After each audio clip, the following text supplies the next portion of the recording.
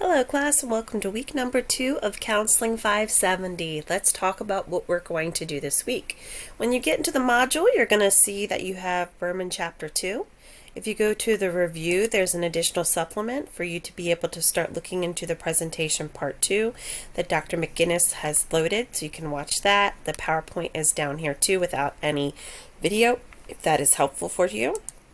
There's some additional supports as well. We have your presentation Part 2 that is due, and if you click on that, you're going to see the different instructions to this process. It talks about what an annotated bibliography is, the different requirements. Please note there's different requirements for these different journal articles.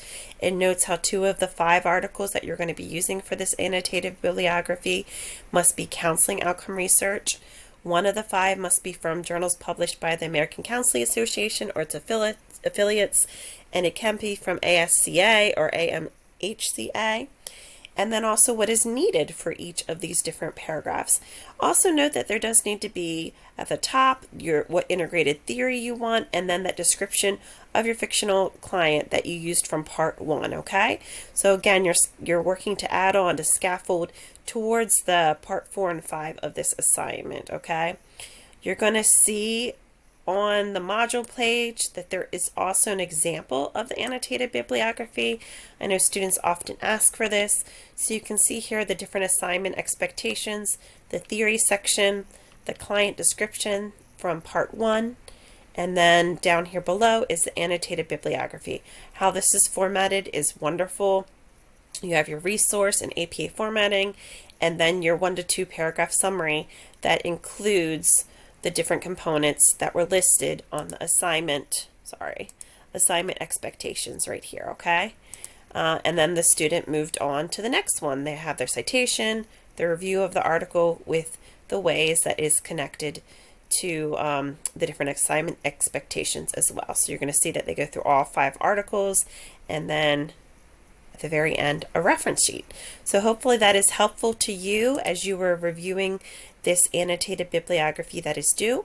Please remember it is not graded. However, we definitely are going to continue to build upon it and make comments. Please work to submit this on time, because you're going to note that this is when there's going to be your first peer feedback, and as soon as I get everyone submitted, I will work on pairing them. If I found that there's just a few students, I'll hold them back and pair one another, but it's really to your advantage to submit this on time Sunday by midnight. And then the other thing is your readings here that I've shared in our first Zoom meeting. Make sure that you read these articles. Remember, for the exam creation, your name is underneath the article that you are to write your questions on.